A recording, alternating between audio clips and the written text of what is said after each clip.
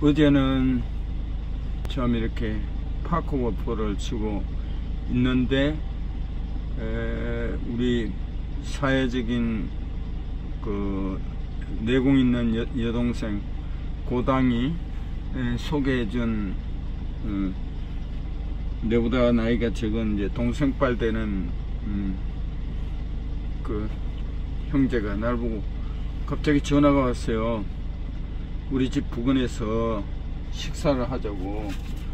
그래서 엄청 반가웠어요. 그래서 그 사회적인 명수 여동생하고 또 내 진정 그 여자친구하고 또 저희 식구하고 그 동생하고 이제 사회적인 남동생하고 이렇게 같이 식사를 하면서 이렇게 즐겼습니다.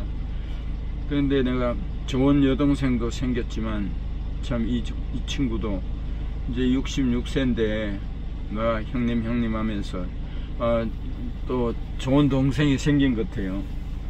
그래서 지금 원래 이제 상당히 센 이제 그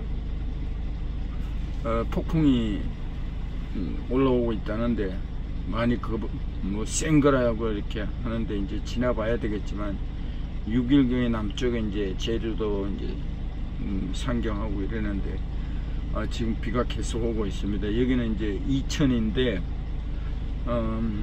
이번 주는 민족의 명절로 벌써 내가 몰랐는데 이번 주가 이제 금요일부터 명절이 시작되고 4일 동안 연휴가 되네요.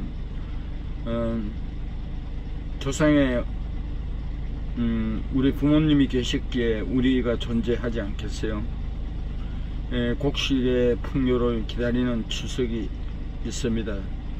청명한 날씨로 달이 가장 크게 보인다고 하고 덜도 말고 더도 말고 모든 것이 풍족해야 하지만 폭풍 전야 긴장감 속에 조금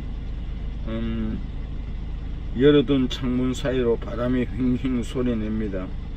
먹구름은 잔뜩 끼어있고 조금씩 비도 내리고요. 그저 간절히 바라는 건데 라오스에서 이름을 지은 11호 한남노 초강력 역대급 태풍이 피해 없이 강풍 물폭탄 속에 내일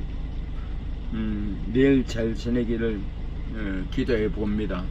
그러나 나의 주위 사람들이 그 동생이 형님 폭풍 때는 운전을 하지 말으라고 이렇게 참 이렇게 저를 아끼는 마음으로 던져줬습니다.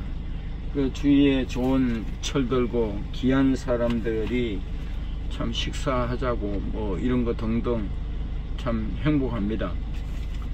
그러나 또 이제 제가 빠뜨릴 수 없는 것이 또 있습니다.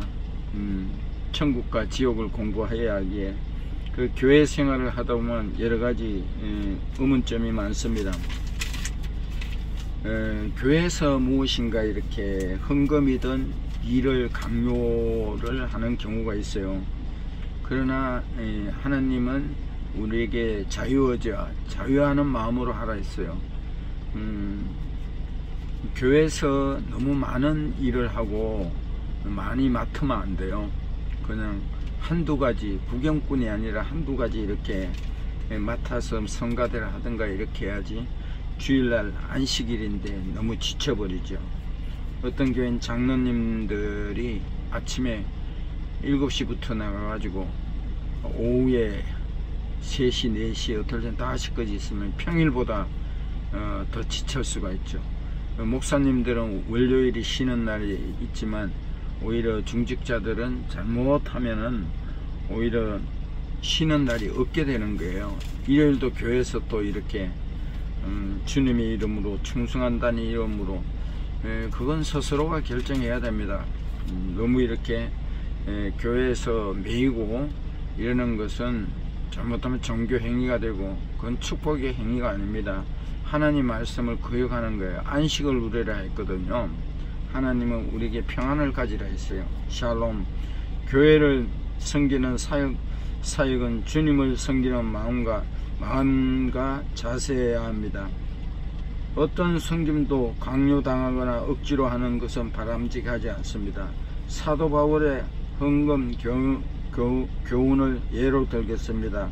각각 그 마음의 정한대로 할 것이요 인색함으로나 억지로 하지 말고 하나님의 즐겨내는 자는 사랑하시느니라. 이게 고린도후서 9장 7절의 말씀입니다. 인색함으로나 억지로의 뜻은 슬픔으로입니다. 헌금이나 봉사를 슬픈 마음으로 하면 되겠습니까? 비단 헌금뿐이겠습니까? 섬김과 나눔을 억지로 해서도 안 됩니다. 운동도 억지로 하는 것은 강제노동이 된다고 합니다. 대형교회든 소형교회든 일하는 사람은 제한적입니다. 일꾼은 일을 하지만 구경꾼은 언제나 구경꾼입니다. 개척교회나 규모가 작은 교회일수록 1인 사역을 해야 합니다. 그러다 보면 피로도가 높아지고 강박 감정에 사로잡히게 됩니다. 몇 가지 제안합니다. 첫째, 일할 수 있음을 감사하십시오.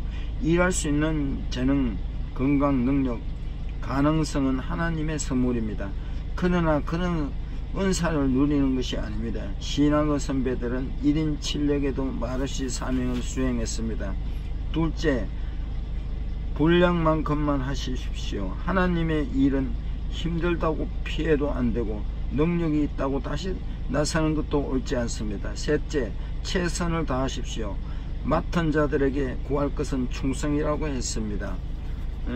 충성과 믿음 동의어로 사용되고 있습니다. 충성은 믿음의 동기에서 시작돼야 하고 충성은 최선을 다할 때 성립됩니다. 능력이 있노라며 깨부리는 사람보다 맡은 일에 최선을 다하는 사람이 진정한 그리스도인의 일꾼입니다. 넷째, 주님을 높이십시오. 돈 벌고 회사 운영하는 것은 내 일입니다. 그러나 교회를 섬기는 것은 주님의 일입니다. 웨스트민스터 요리문답 제1문은 사람의 제일 되는 목적이 무엇입니까? 그 답은 하나님을 영화롭게 하고 그를 즐겁게 하는 것입니다. 우리가 존재하고 살아가는 목적은 하나님을 높이고 섬기는 것입니다.